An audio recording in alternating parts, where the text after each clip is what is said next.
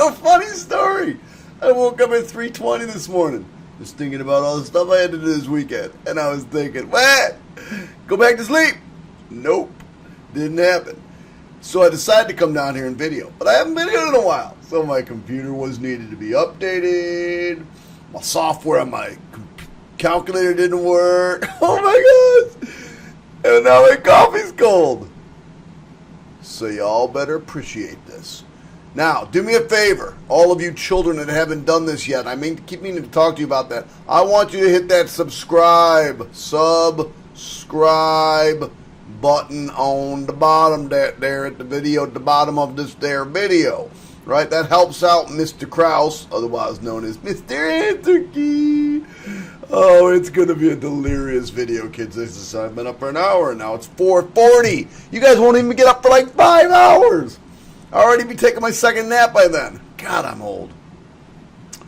What is the equation for the axis of symmetry? I first want to notice, first of all, this is practice quiz number 1. Did you notice this thing that says no work, no credit? Yeah, right. That's what it means. So you better show me some work.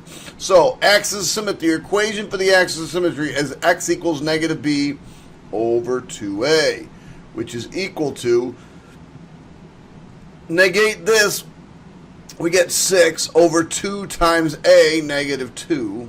So I get 6 over negative 4, but that's really just equal to negative 3 over 2. So what is the equation for the axis of symmetry? X equals negative 3 over 2. Now, if you don't like that, you can always go to your calculator, graph this thing. This is my new software. We'll see how it works.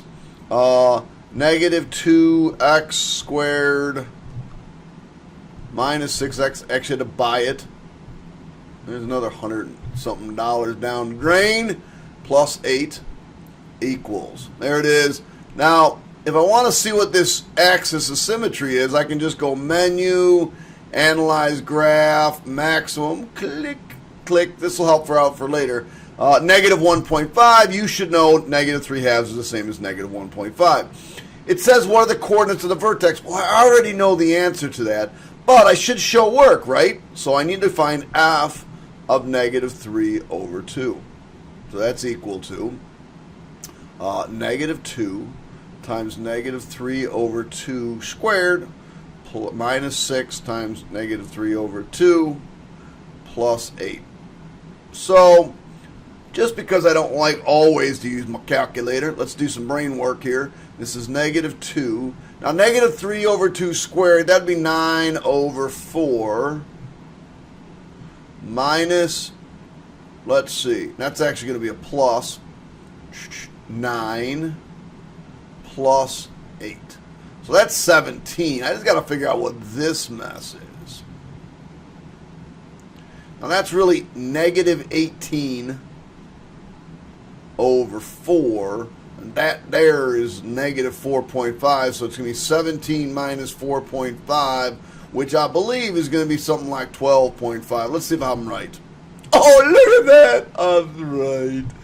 So my vertex is negative 3 over 2, comma, well, we'll go with 12.5. What is the domain? Well, if you look at this thing, you know, I don't really need to graph it on my calculator to remember that a parabola goes forever and ever left, forever and ever right. So negative infinity to positive infinity.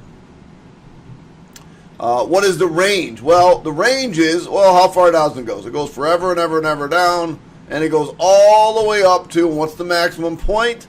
12.5. So this would be negative infinity to 12.5. What is the y-intercept? Now remember, the y-intercept is when you plug in 0. So if I plug in 0 here, doesn't this go away and this go away? So I just get 8. So my y-intercept is 0, 8. Now, if you don't like that, you can always come over here, go Control-T, and go to the table, plug in 0, and there it is right there, 0, 8, 0, 8, 0, 0, 0, 8. What are the roots? Well, that means I have to factor. Remember, no work, no credit, right? Factor this thing. Negative 2x squared minus 6x plus 8 equals 0. Well, we never want to have a negative x squared, so I'm actually going to slide everything over to that side. 0 is equal to 2x squared plus 6x plus minus 8 equals 0. Of course, you can take out a 2. I should probably have started over here. 0 is equal to 2x squared minus plus 3x minus 4 equals 0. X plus 4, x minus 1. So my two answers are x equals negative 4 and x equals 1. I can verify that right here. There's 1. And my other one is negative 4. They're my two roots. So my roots are negative 4 and 1. Is the vertex a min or a max? Well, it should be obvious here. Control T. Should be obvious here that it's a max. I also should know that because it's got a negative leading coefficient, it's going down. So it is a max. Concave up or concave down? Notice how it's facing down. This is concave down. For what interval it is increasing? Remember, increasing and decreasing, we use x values. The only time I use y values is for max and min, or if I'm talking about the range. So increasing, it's increasing. I could show you this by using the trace feature, graph trace. Let me just put my little arrow. So this whole area, it's increasing, increasing, increasing, increasing, increasing, increasing, increasing until it gets to that point. Well, what is the x value of the point? It's the x value of the vertex. So my value is increasing from negative infinity all the way up to negative 3 over 2, or negative 1.5. Then it starts to decrease. Oh, I lost my trace. Menu, trace, graph trace.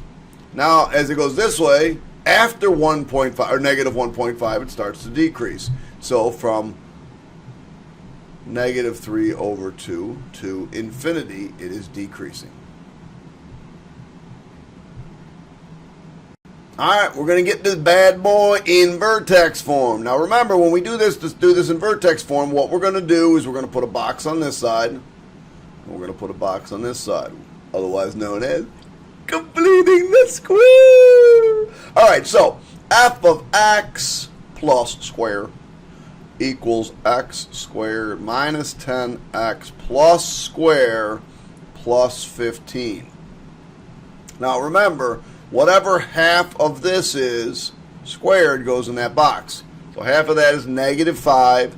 Negative 5 squared is 25. So I'm going to put 25 and 25. Now, you got to remember, kids, this here what we've created is the perfect square trinomial. This is the thing I'm going to factor. So this is just f of x plus 25 is equal to x minus whatever half of that is squared plus 15. This is this. Then we just tag on the 15 at the end. My final step is to subtract this 25, and I get f of x equals x minus 5 squared minus 10. So what is my vertex? Well, my vertex, that's my equation. My equation is x minus 5 squared minus 10. So my vertex is 5 comma negative 10. Now, could I check that on my graphing calculator? You doggone Skippy. We want to see if we actually got it right. Remember how I told you in class how we can check it? So we'll come over to our calculator, get rid of this crap. Goodbye. Don't want to see you anymore. Get away. Get into graph mode. So we're going to graph the original, which is just x squared minus 10x plus 15. There it is. Whatever it is. Then we're going to press tab. And then we're going to graph what we came up with, which was x minus 5 squared minus 10. And see how it matched right over it? Right? Click. Now I can also, did I get the vertex right? Oh, okay. Let's check to see if I got the vertex right. Menu, Analyze graph. Minimum in this case, because it's down at the bottom. Click, click, there it is. 5, negative 10. Doggone skippy. Got it right. Now, if I ask for the x of symmetry, remember the x of symmetry would be x equals 5. If I ask that, right? Because it's always the x value of the vertex. Solve this there problem by completing the square. Now, remember, the first step for completing the square is to make sure this is a 1. Check. We're going to bring the constant over and write it with 2 boxes. X squared minus 6x. I just like saying squared. I don't know why. Equals positive. What's that there problem? Come on. Get off my screen. All right. Oh, guess I'll have to erase it. 3 plus square. Now, what goes in the square? Half of this squared goes in there. So 9. 9.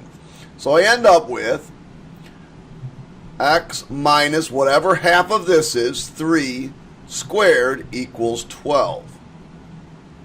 Now, I'm not done yet. I got to solve this. I'm going to solve it by taking the square root of both sides. Don't forget to put a plus or minus. So I end up with x minus 3 equals plus or minus the square root of 12. But of course, the square root of 12 can be reduced. That's really 4 times 3. And so that's really just 2 square roots of 3. So I'm going to bring this 3 over, put it in front. So x equals positive 3 plus or minus, instead of 12, I'm going to put this, 2 square roots of 3. 3 plus or minus 2 square roots of 3. Now, I would like to know, I'm thinking to myself, are you right? I don't know. Why are you talking to yourself? I don't know. Why am I up at 4:30 in the morning? I don't know. Told you it was going to get a little crazy around here. So let's check this sucker. So we're going to go, what do we get? 3 plus 2 square roots of 3. And we're going to control var that into x. And we press enter. And then, I think that's what I got, right? And then I'll type in my original, which was x squared. Minus 6x. Minus 6x plus 3, was it? Or minus 3? Oh, shoot. Minus 3. Now, if I'm right, I get a 0. Yay! If I want to check the other one, I just hit the up arrow, highlight this, change it to a minus. Cha-chang! Press enter, then highlight this. I want to retype that and get another 0. So sweet, got it. There it is.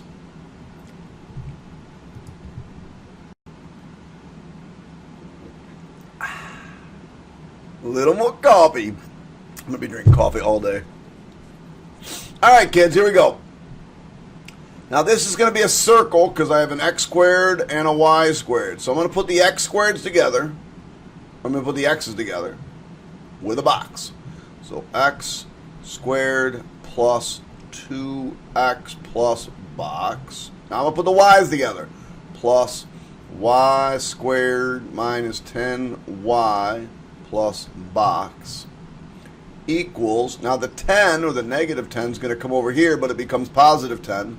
But since I put 2 boxes on the left, I'm going to put 2 boxes on the right. Now, any of you lazy little bums that decide not to put boxes because you're so smart, you don't need them, that's fine. But if you forget to put it on this side and this side, oh my goodness, I will make fun of you all year long. So don't do it.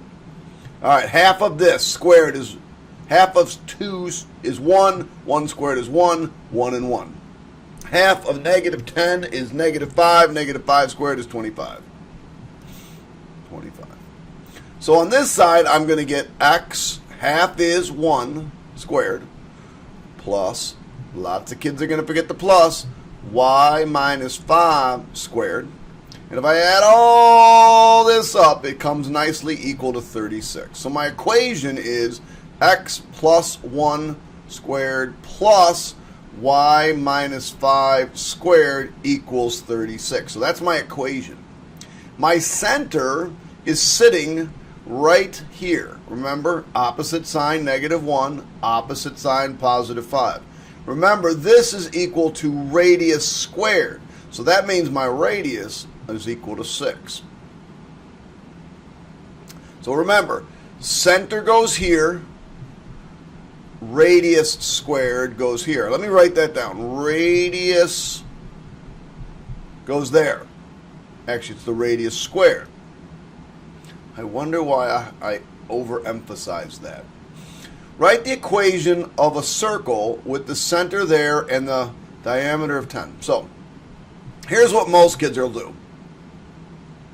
I wonder why this became no number here. That's weird. They're going to do x plus 1. They're going to forget the squared. Don't do that. They're going to forget the plus sign. Don't do that. And then they're going to go y minus 4, don't forget the squared, equals radius squared is 100.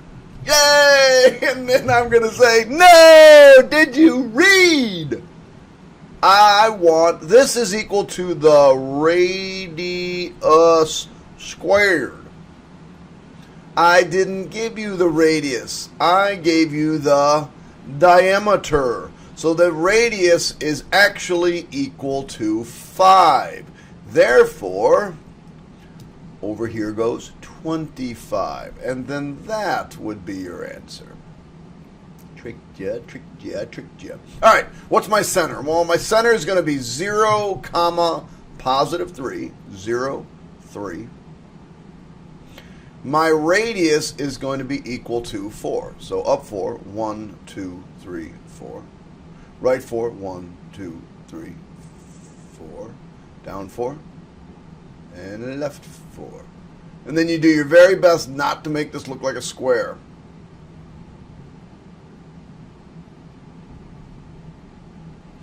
There she is, kids. Oh, my alarm just went off to wake up. It must be 5 a.m. and I forgot to turn my alarm off. All right. So here what we got. Joey Gambato's goalie throw has been very consistent this year. The ball's height above the ground can be modeled by this equation. Shebang, shebang, shebang. Where h of t represents the height in feet and t represents the time in seconds. Sketch. I'm not looking for something perfect. I'm not looking for something beautiful. I'm just looking for a quick sketch. So, clearly if he's going to throw the ball, it's going to come off in the air. And I should know that this is going to be 7. Why is it 7? Because this right here is my y-intercept. So it's going to start at 7. It's going to go in the air. And at some point, it's going to land. Probably should have hit that thing. So, well, we're going to have a maximum point up here of some particular height. Determine the appropriate window for this. Well, if I wanted the appropriate window, I know I've got to have, you know, a little bit of negative here. So I just don't know how long. How long would a ball fly in the air for? Oh, I know. Let me find the axis of symmetry. X equals negative 20 over 2 times negative 9.1. So I come over to my calculator. Go to my calculator. That's not my calculator. That's my software. Get rid of you too because you're annoying me. And then I do control division.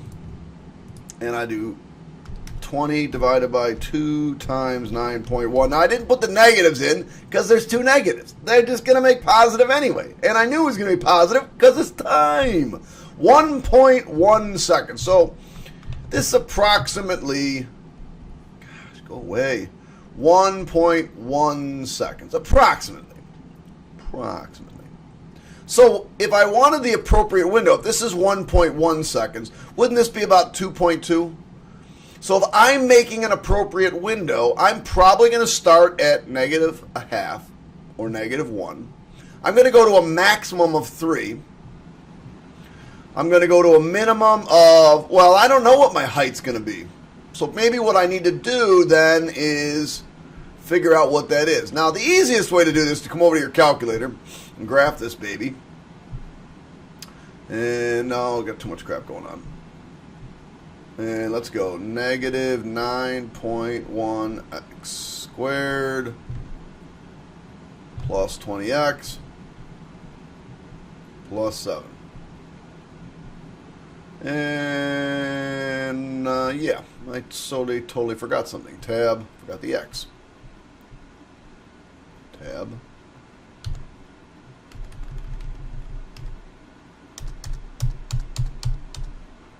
(9.1x squared). Makes a huge kind of difference. What in the heck? Tab. Let's try this again. Let me get rid of this x. Plus. Who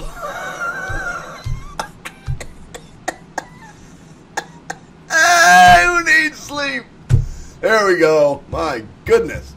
So if I'm clicking on this, this should be like negative 0.5. Oops. Negative 0.5. Tab. I don't know. What do we say? 30. Tab 3.